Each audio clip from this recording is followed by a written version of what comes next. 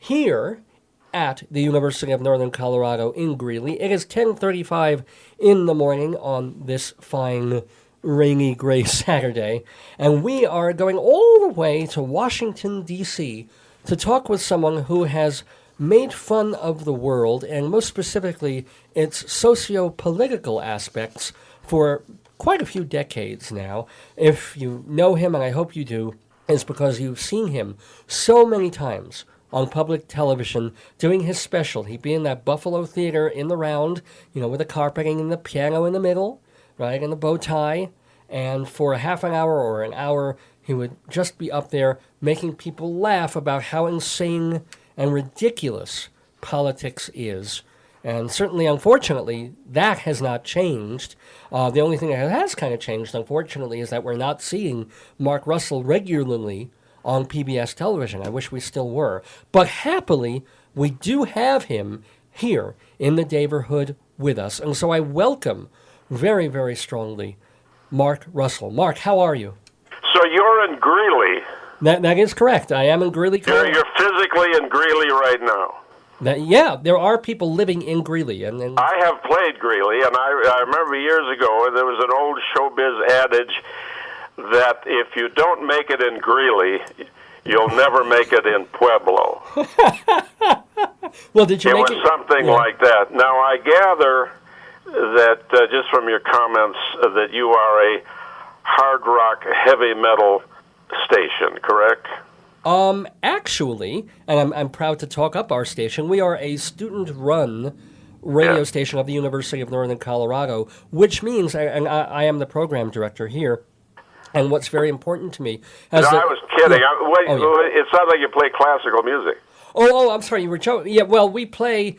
That's the beauty. The students get to play what they want to play. It's freeform radio. They do the shows they want to do. And that's very important to me because so many college radio stations out there have this format, and all their DJs are just professional DJs who can't get jobs anymore. These are you students. A student?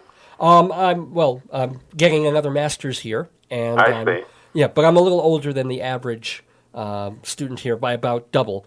But I see. Are you interviewing me, or am I interviewing you? I was going to say, well, this concludes our interview. Well, no, I just wanted to get a sense of everything. Oh, sure. Well, yeah, that's what we are, and this program streams on the internet all over the country, all over the world. And originally, Dave's Gone By started in New York. We were on a Long Island station for many years.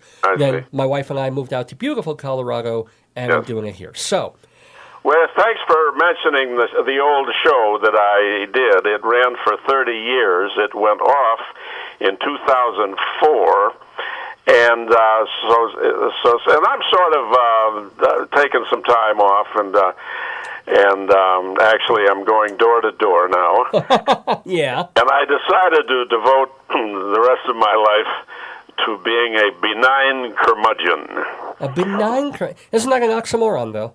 Benign curmudgeon, or I'll say an amusing dinner guest. Oh, well, there you go. But anyway, it was a fun show. It was live, and we had some moments there where something would happen in the news at late in the afternoon, and I'd have to write a song, and I'd have the words of the song literally gaffer tape, scotch taped up to the lens of the camera. We had a very low budget. There were no teleprompter or anything like that.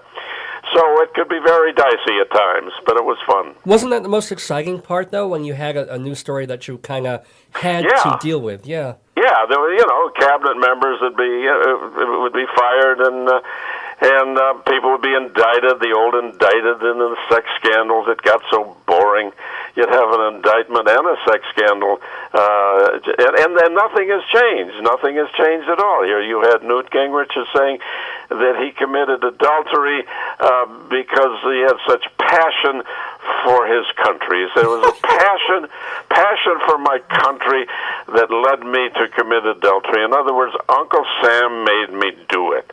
So the next time you feel a surge of romance, Reach for the Cialis. That's Newt Gingrich's. No, reach for the Atlas. Reach for... Newt's campaign slogan. Oh, for goodness sake. And he is running for president again.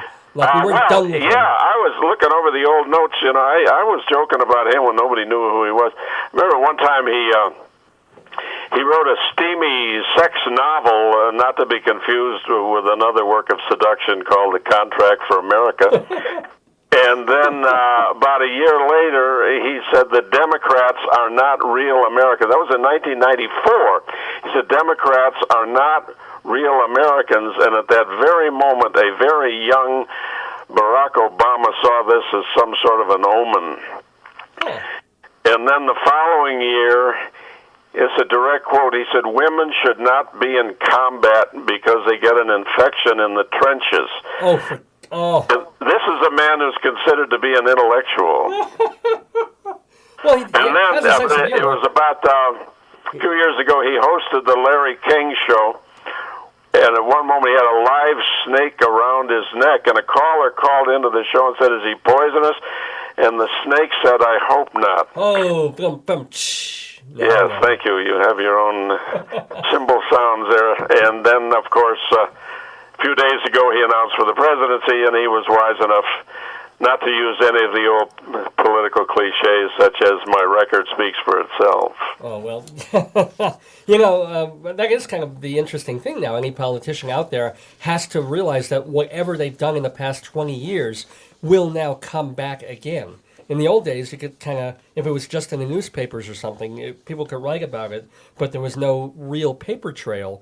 Now, any politician honestly has to worry that any whistle stop, anything they say, do, if they fart in the men's room, somebody's going to have that on their cell phone camera. It's going to be on YouTube, and it's out there, you know? Yeah, it's like last year, you remember Clarence Thomas's wife, late at night, called Anita Hill. Those of you who remember that case, goes back about 15 years ago. Clarence Thomas, very controversial Supreme Court nominee, and he was accused of having not an affair, but a rather unseemly relationship with Anita Hill, and so it was about 20 years ago. Last year, his wife calls up Anita Hill late at night and says, you should apologize to my husband. Now, you can imagine that conversation where Clarence Thomas says to his wife, he says, you know, it's been 20 years since I've had any dealings with the media. I've had a distinguished life on the Supreme Court, and I haven't had to deal with all of this media nonsense. What say you call Anita Hill and stir it all up again? You know what it is? It's once you find one pubic hair in your Coca-Cola, it's just something you'll never forget. Okay, so you are old enough to remember. I'm 47 years old. I remember. Okay. Oh, I sound younger? Thank you. Thank you very much. Yeah, you do. And so the college angle there threw me off a little bit. Now, can I ask how, if it's not too personal, how old you are? I'll be 79 very, very soon, yes. I remember Pearl Harbor, but I don't remember what she did. Oh, wait, I actually do have a rim shot sound effect if you want to hear it. I could never figure out what prompts people to do that barum-bump thing. I guess, what does it mean? If it's corny, I guess, right? If it's corny and it sounds too contrived or joke-like, and then it goes back to burlesque. It goes back to vaudeville, where there'd be a drummer there, and right after the comic could do a punchline, and the guy would do a rim shot. I think I was thinking about this, believe it or not, because someone sent me the URL for a website called InstantRimShot.com, and I ended up using it with Shecky Green. He allowed me to, which was kind of fun. Oh, what do you mean he allowed you to? You mean you asked his permission? Well, yeah. You didn't ask my permission. Sorry. Well, I did one verbally earlier, and you were fine with it. I went bum bum. Well, yeah, but I thought, well, I hope that's the last one he does. No, I don't. I've never used them, and I don't like to. But every once in a while, as a gimmick rather than an actual funny thing, I like to use it. But it occurred to me when I was thinking why people use rim shots. It's that way of doing something after the joke So you don't get that little moment of silence. You're feeling the silence and going forward. It's like sometimes when I tell a joke, I'll tail it off with, no, I don't know what that means. Some little bit so that it isn't landing hard on the punchline. Do you remember what Bob Hope would do in lieu of that? What would he do? He would say, but I want to tell you.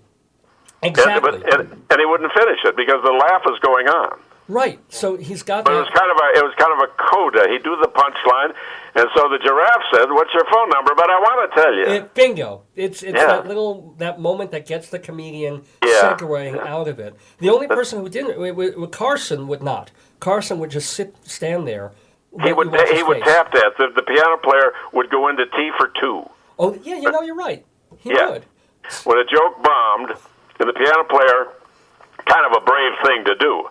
I mean, it's maybe Doc Severinsen, who had authority, would cue the piano player, making the instant impression that Carson would not be bothered by this, because the joke obviously bombed.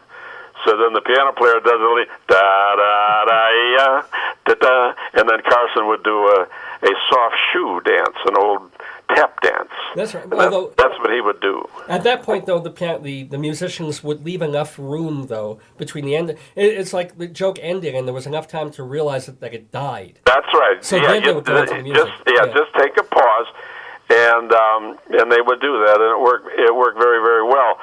I don't know what the other guy. I don't know what Leno does in that case.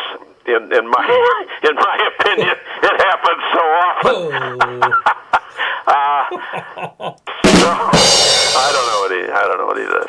So what do you do when you have, not that you've ever told a joke that bombed, Mark Russell, but when you felt that a joke didn't land? I've had more bombs in the Air Force, but I want to tell you, I just would hit the piano. I would just lean on it and just slap both hands down on the piano, and that would be the equivalent, I guess, of a rim shot. I once did a song back when you couldn't. Jimmy Carter was running. Ted Kennedy challenged Jimmy Carter in the campaign of 1980. And in the primaries, and it was quite a shocking thing for the sitting president to have a Democratic primary. Jimmy Carter said, "I'll kick his ass." Now, at the time in 1980 on public television, and we were a lot more straight-laced. You really couldn't say "I'll kick his ass" on PBS, you know. Okay. So I had a little dinner bell, little tiny bell. Yeah. Okay. At the end of the piano, and so when I say "I'll kick his," then it go bing like that, and so I had to say that about a dozen times in the song, and it was cute, you know. It was just, but you couldn't say "I'll kick his ass." Well, yeah, I mean, and it was unusual for Carter, who was supposed to be such a straight, also a very straight-laced. Well, although he did say that. He confessed to Playboy that he had lust in his heart. I remember that. That's right, yeah. And not just for Rosalind. I think it was for Mondale, actually. So tame, yeah. Well, as it happened, he did kick Kennedy's ass, so that was the end of that. So, let me ask, when you are, or do you still perform? I'm sorry, I guess I should know this, but are you still, you were joking before that you still go door to door. Yeah, no, I'm not. I do, a couple things, little benefits and things like that, but do you miss it? My last, I missed it when they got Bin Laden. Right. What a moment. And because conversely, when September 11th, I took a couple weeks off. There were a lot of cancellations. I was very busy at that time. And everybody I've talked to in the business talking about that moment, we had a lot of cancellations, mutually agreed to it. And my gosh, I hope these people cancel because this is so not the time. And so the other night, so I visualized a kind of a song where the townspeople, it's kind of like Our Town, you know, Thornton Wilder's Our Town. And they say, "Oh, there was nothing suspicious but the choppers overhead to take out our neighbor with a hole right through his head. Now we're back to the quiet. Our days are all the same, and we never knew our neighbor, 'cause we didn't know his name. The town, just like our town, smiled upon by God, where we mind our own business, here in blind Abbottabad. That's actually very good. So it was today they found pornography. Yeah, I know. And I've never Bin seen a Laden's camel in that computer. position. What? And Bin Laden's computer, and they contained the old porn classics, Deep Throat and Debbie Does Abbottabad. Oh, thank you. So I would imagine Al-Qaeda pornography probably includes a lot of livestock, wouldn't you say? Well, they would have Deep Goat, I think, would be the... Good? Good? Where's my symbol here? Look, but let me ask, since you brought up 9/11, and I was really going to go there with doing comedy after 9/11 and stuff like that. What were your thoughts about one of my favorite comedians, believe it or not, Gilbert Gottfried, and what he did fairly shortly after 9/11, and even, again, him being back in the news just a few weeks ago, getting fired for making a joke on a Twitter feed about the whole Japanese... I mean, is there such a thing as too soon? Or is a comedian bound by the law of comedy to make the jokes he has to make when and wherever? Well, first of all, how soon after September 11 did he do that, whatever he did? Well, you know where it was. It was at a Hugh Hefner Friars Club roast that he did it. But it was like a couple of weeks. New York was in I mean, even though remember it was... do you remember exactly what he said? I'll screw up the joke because I won't tell it right. But he apologized to the audience for being late. He had wanted the airplanes to land in the Empire State Building, but they wouldn't do it. Something along those lines. Yeah. And there was just quiet. And somebody yelled, "Too soon!" And right. Is there such a thing? Too soon.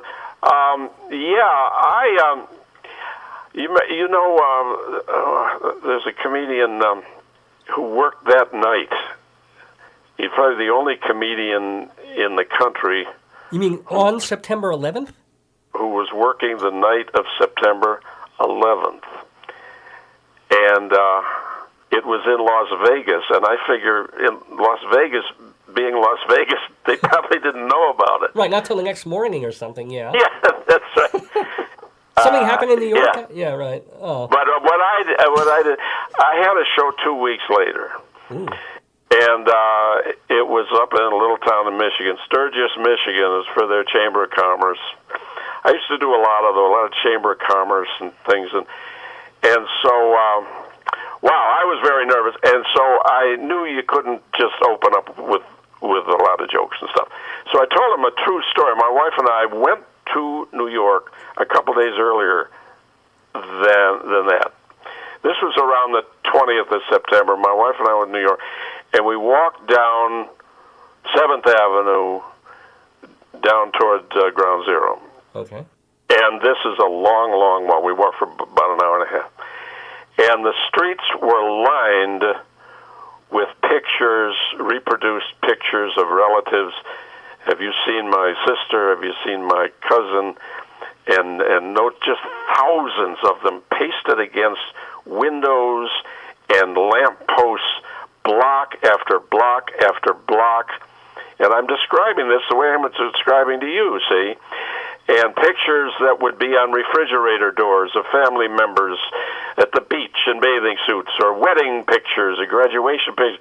Just tear your heart out, see?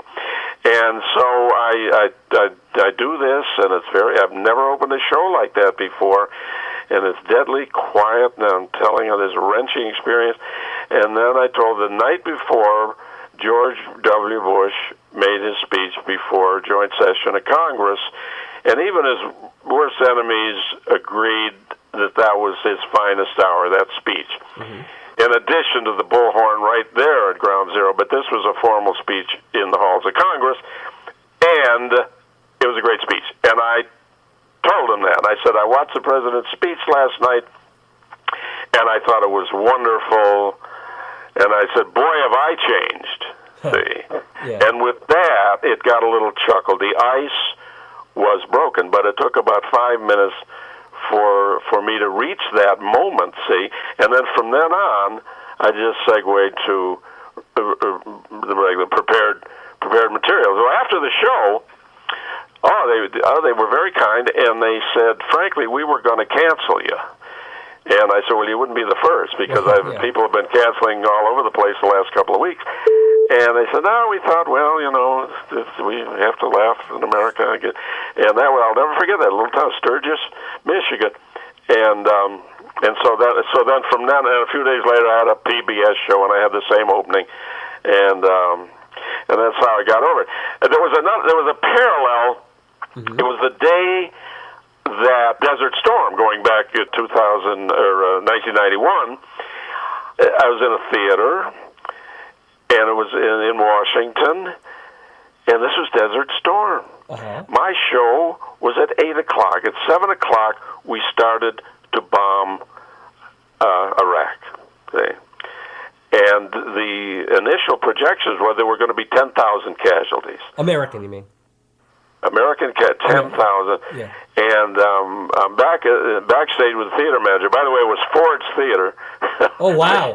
Yeah. Speaking of bullets flying, yeah. Yeah, and so we said, the manager said, well, people are calling in to make sure that you're going to do a show. See? And I said, all right, we'll do the show. So now it's 8 o'clock, and I've been watching. I had a TV in the dressing room, and you can see the planes are taking off in the carriers, and they're bombing Iraq. So I walk out, and I said, good evening, ladies and gentlemen. There's only one thing on everybody's mind tonight, of all nights. Issue 1, the leading headline, Issue 1, should Pete Rose get into the Baseball Hall of Fame, which was in the news at that moment. Sure. See? So that was another little icebreaker to get into that. But there are moments. It was David Brenner who was in Las Vegas. That's what I think it was. Yeah, he worked. He made comedy history. He worked September 11th in Vegas. But he's not all that funny to begin with. So no, I'm kidding. I'm sorry. That's no. No, he's good. He's very good comedy. He's very good. We are talking with a very, very funny comedian, Mark Russell. And this is the thing I wanted to ask you, though. Because you only do the occasional event now and again, you're not doing a regular PBS show or your regular shows. When an event comes up like the Bin Laden thing, and you went and you wrote a song and you've made all these jokes, do you feel frustrated that you're not getting them out there, or where do they go? Do you give them to other performers? Well, do you put them on a blog? One source of consolation, if that's probably self-pitying word, is that a rule of law, an exact science, that so many jokes that get a 10 on a Monday might get a 3 on a Friday. Sure, that's the nature, yeah. And so these huge stories do pass, and then you refer to them in a different way. And so in a few months, the comic would say, hey, you remember when they got Bin Laden? See? This reminds me of the time they got Bin Laden 5 years ago. See, and you have to do it that way. And so, but I write a little op-ed column in a bunch of newspapers. I've been doing it for years. Art Buchwald Art Buchwald was in 450 newspapers. And he's in more papers than any other columnist, I think. And he says, I'm in 450 newspapers, all in Nebraska.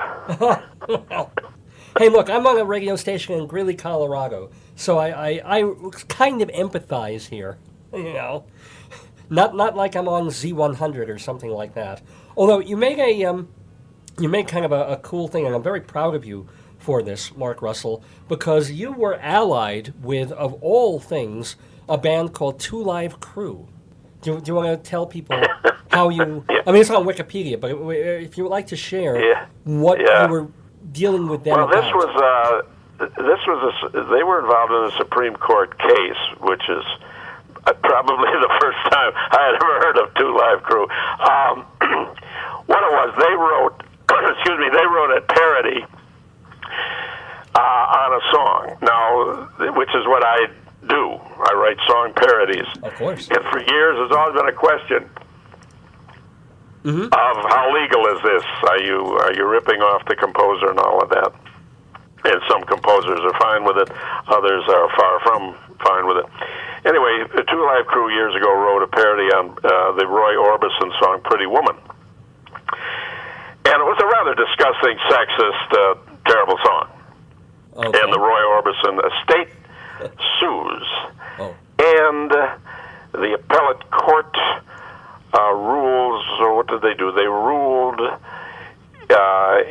against Orbison. How they ruled. Whatever they ruled, it goes to the Supreme Court. See? Now, here's the Supreme Court, and the sleaziest cases get to the court. The sleaziest libel cases, First Amendment cases, they reach the Supreme Court, which makes it kind of funny. And so they ruled 9-0, unanimous. Unanimous. This includes Justice Scalia. This includes Thomas. This includes Rehnquist at the time. 9-0 in favor of the sleaze. See? Well, now, I was involved because, and there were some other cases like this. A friend of the court, what is it, Amici Curiae, as I recall from my Latin, and we're friends of the court, and we stick up for the sleaze. you're always in company with these guys. Well, and what's the line? So they ruled in favor of the sleaze. First Amendment. You can't you can parody or you write anything you want. And there was a worse case with there was a Larry Flint case. Mm-hmm. Larry Flint had a cartoon in Hustler magazine doing a parody on a whiskey ad. There was a whiskey ad, I don't know, Johnny Walker Black or whatever it was, and it was about when was your first time? When was the first time you had a drink? You know, they had these wholesome pictures of father and son, Father's Day, the adult son, and having a glass of Johnny Walker Black. When was your first time? So yeah. Flint does a parody, when was your first time? So obviously this is Hustler magazine, and so when was your first time you had sex? And so they depict, this is rough here, they depict Jerry Falwell. They depict Jerry Falwell with his mother and a goat. See? Again, this was the Warren Burger Court, I think. 9-0. Unanimous. Defending the right to free speech, of Larry Flint. Mm-hmm. Yeah, and I love court cases. The Supreme Court is divided into two groups. And right now they are very evenly divided. You have 4 liberals, you have 4 conservatives, and then in the middle, the swing vote being that of Justice Anthony Kennedy. But like many of us, get your symbol ready. Like many of us, Justice Kennedy doesn't swing like he used to. So, on the liberal side, they believe in a living, breathing Constitution, right? Flexible, living, breathing, constitutional. Mm-hmm. On the conservative side, on the other hand, they call themselves constitutional originalists, cast in stone. Nothing changes. Every morning, Justice Scalia says to his secretary, "Get me James Madison on the phone." He's not in. I'll talk to Jefferson. They claim to know the exact intent of the founders. Now, the problem with that is that 230 years ago, we were not a pluralistic society. Today, we're a pluralistic society, but not back then. I don't think back then there were that many gay and lesbian Mexican Muslims on the Mayflower, but I could be wrong. You could be wrong. So, there are, we're a pluralistic society. For example, I have a friend who lives in Minnesota, and he's half Swedish, half Palestinian. Okay. His name is Yasser You Betcha. Oh, yeah. Oh, I'm sorry. Do I need a symbol on that one? Hold on. There we go. That wasn't really worth a symbol. I'm sorry. It was cute. It was not, you usually do better than that one, with all due respect. It gets a huge laugh. If you could do like Yasser, that's my baby, that would be in Minnesota. It gets a big laugh. Well, yeah, in Minnesota they're kind of desperate. Not that we aren't in Greeley, but actually I think we kind of strayed far afield. You were going to say that you did the court case with Two Live Crew, that you argued with them in favor of. I wasn't in the court. I mean, there were a lot of Garrison Keillor was part of that. We just signed a thing, and then the lawyers that's all you do. You just are you with us on this? And they take people who do this kind of a thing for a living. And there were 100. There were cartoonists on the list, and all of that. Speaking of people who do this kind of thing for a living, do you watch Jon Stewart and Stephen Colbert? And what are your thoughts on that kind of television? Well, those two guys they reign supreme now. They're the Rosetta Stone. They really do. The thing, Colbert is a little more interesting. It's a little more complicated because he's parodying, he's pretending to be a conservative. See? Right. So the conservatives, some of them don't get it. It doesn't matter. He's got them. He's got them rooting for him. See? The liberals see through the parody, except the liberals who are in their subconscious, they think, wow, maybe he's not kidding. Maybe that's the real Stephen.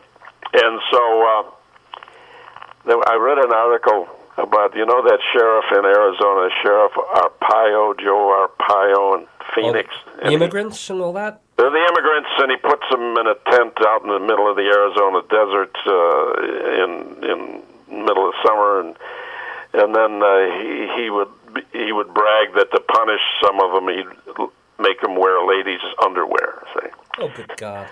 So in this article, Arpaio is on the Colbert Show, and he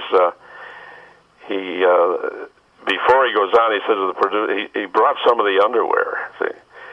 He says, "Hey, this is what I make my prisoners wear," and I thought it'd be kind of funny if I showed that to Stephen. And the producer said, "No, Sheriff, we won't be doing that." Really? Oh.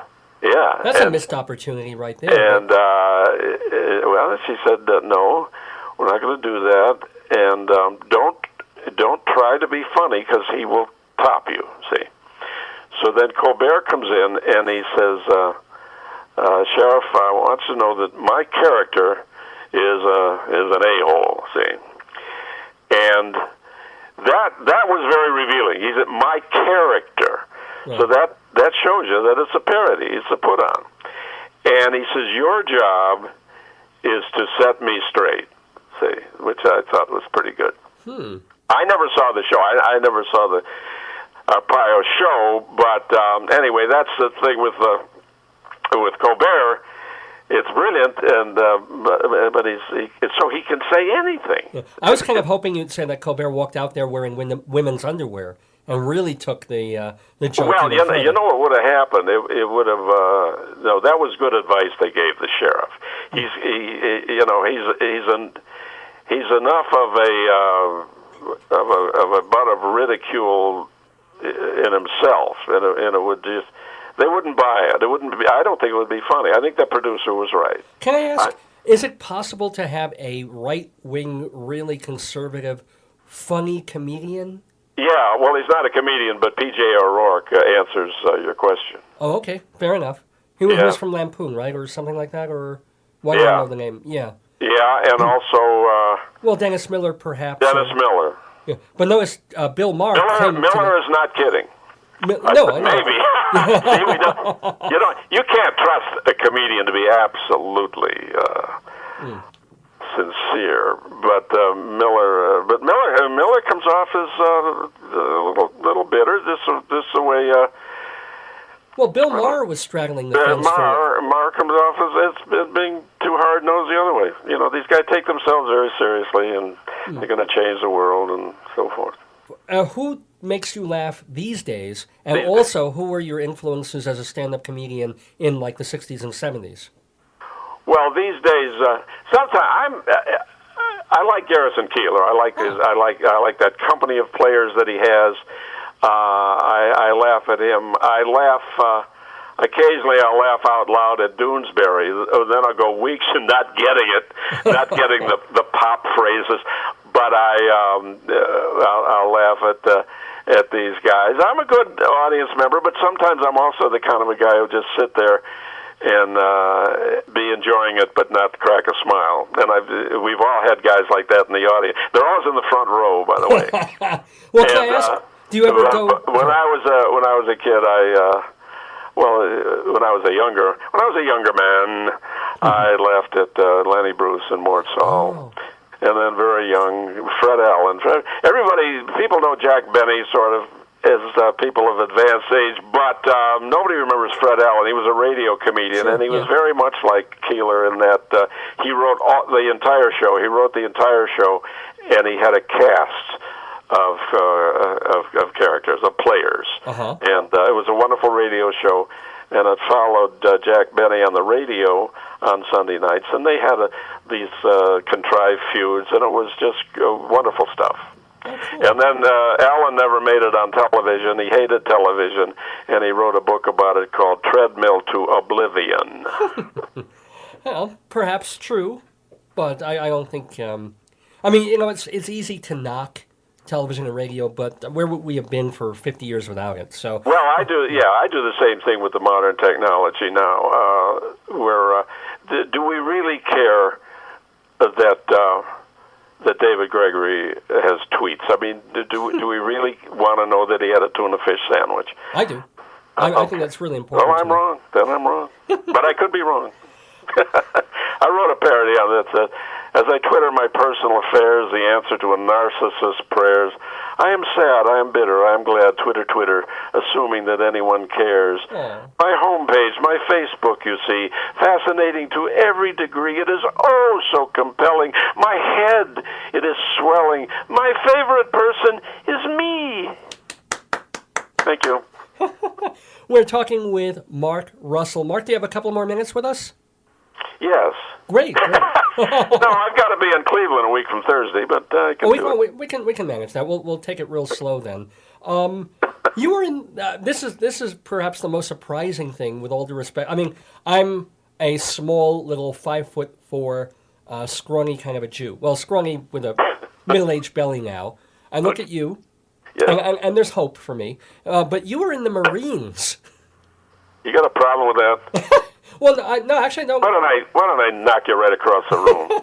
Well, that makes me wonder, A, how you became so liberal, and B, how you go from being a Marine to a comedian. There are, Art Buchwald is no longer with us. He was a liberal Marine. Jim Lehrer, captain, Marine captain, is left of center, shall we say. I'm conservative on a lot of things, but I was a Marine, and my main job was to guide naval gunfire. I was a radio operator guiding naval gunfire on a target island in Hawaii. It was just a mile-long rock. There was nothing on it but things they'd use for targets, trees and old trucks and things. And that's what I did. And thanks to me, there was never any communist infiltration on that island. I think we all owe you a great debt of service for that. Thank you. But do you regret being in the military? Was it... Regret?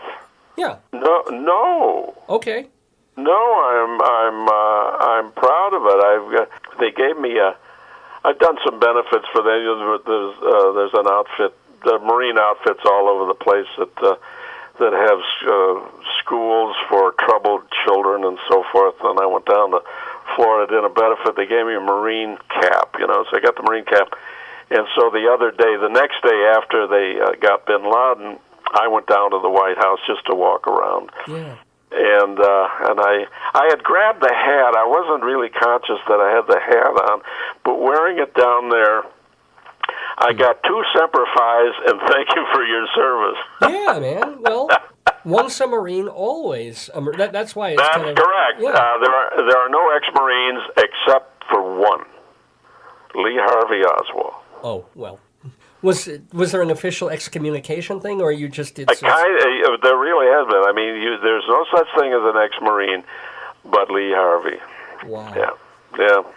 Well, we are talking to ex-Marine Mark Russell here on Dave's Gone By. Can I ask, I'll bet this must have happened in the years that you were doing your PBS specials and doing lots and lots and lots of gigs, did you ever hear from presidents and other people that you poked fun of? No, they don't do that. They never do that. They would seal their own doom if it even appeared that they didn't have a sense of humor. No, but did you ever get a letter from a president, or did you ever do a... No, what you do, you get letters from supporters, staff members, not White House, but I would hear from staffers, proud staff members of particular senators or Congressmen. Oh, he's a good man, and don't pick on him and all that, but it's mild stuff. In fact, if you didn't get any of that flack, you wouldn't be doing it right. But it's funny, you instantly took the question as being flack, when I meant it as almost like a pat on the back and saying, keep doing what you're doing kind of stuff. Oh, yeah, they do that. They would do that. They would in a crowd with witnesses. They would literally pat you on the back and say, yeah, keep it up, we need this, we need to be kept in line and all of that. But you never get that from somebody who might have been indicted that day. Oh, well, no. I would imagine they were kind of busy on that particular day.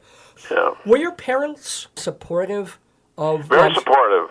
Yeah. They were kind of like showbiz parents, meaning they weren't in showbiz.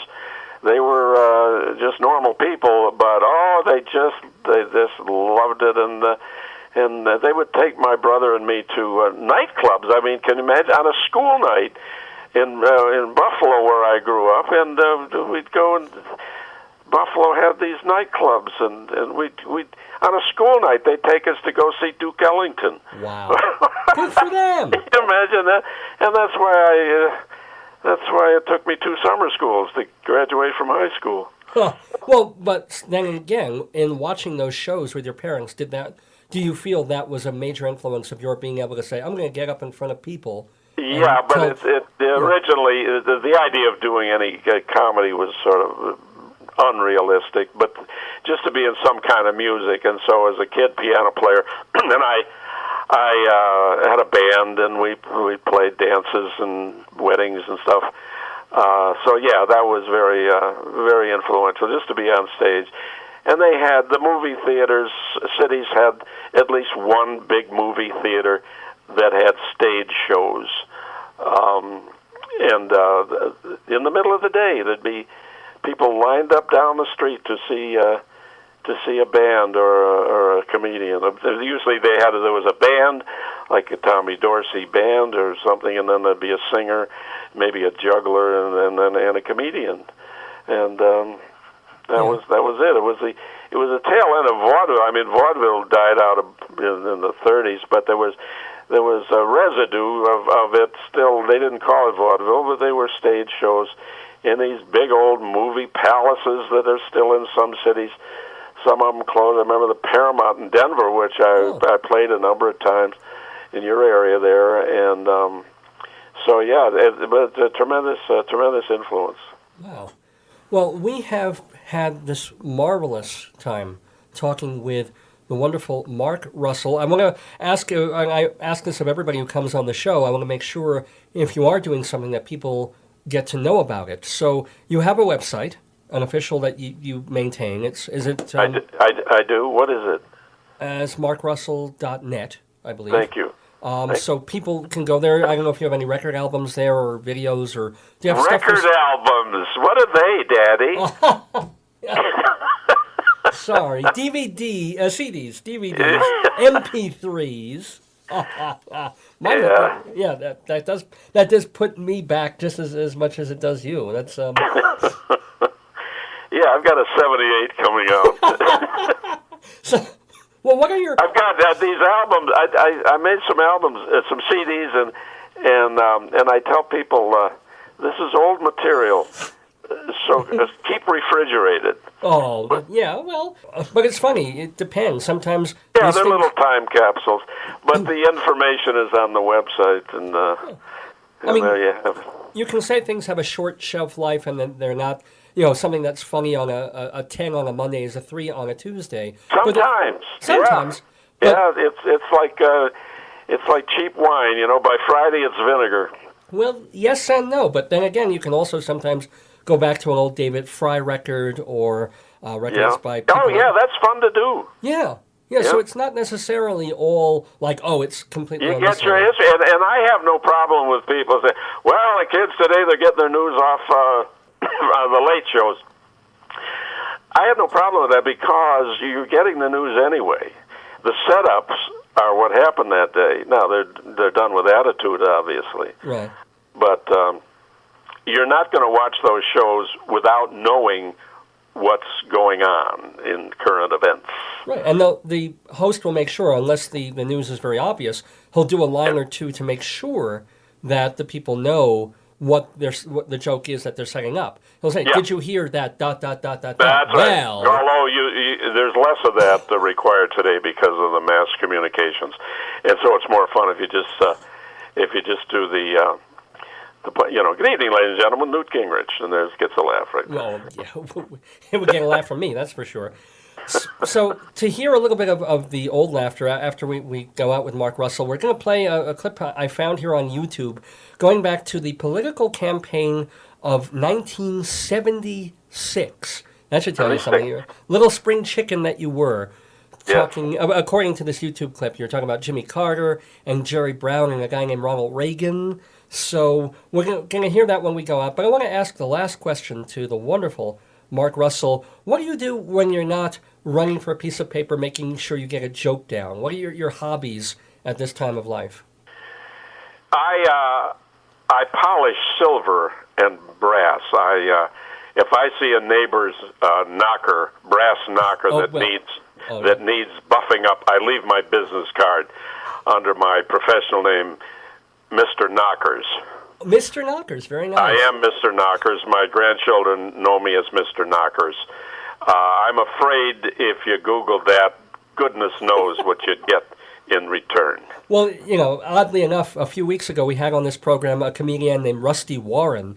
I don't know if you know, if you ever remember her from the 1950s and 60s. I do. So her song was Bounce Your Boobies. Wow. Knock Your Knockers. Oh, yes. So you interviewed her? Yeah, she is How long ago? alive. Just about 2-3 months ago, yeah. Oh, that's wonderful. That's what I was going to say. Wow. So yeah, so she had these wooden knockers. Knockers up was that's exactly. You know. Yeah. Is she still working? No. She lives magnificent. She was one of those people who invested very well and ran her career very smartly. So she lives in Hawaii. She's not in the best of health, but she, so she isn't playing golf anymore. That's nice. But because she's in her mid-80s at this point, but she's great, and she was wonderful to talk to, as have you been. It's just been an absolute delight. Mark Russell, everybody go to markrussell.net, and I want to thank you so much, Mr. Russell, for being with us. Well, it's been a joy. Remember, what happens in Greeley stays in Greeley. Thank you, Mark Russell. Bye-bye now. See you later. Bye.